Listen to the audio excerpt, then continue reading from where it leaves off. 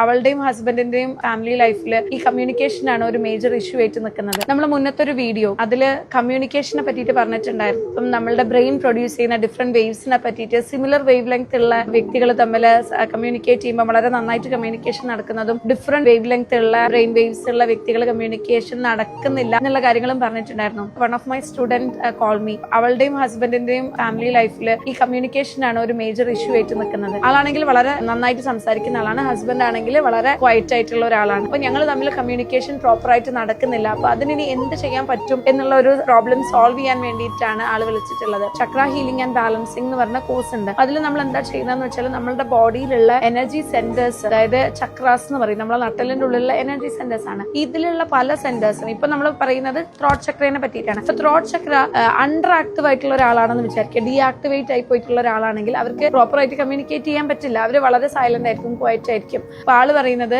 പറയുന്ന കാര്യത്തിനോട് എനിക്ക് വളരെയധികം റിലേറ്റ് ചെയ്യാൻ പറ്റുന്നുണ്ട്.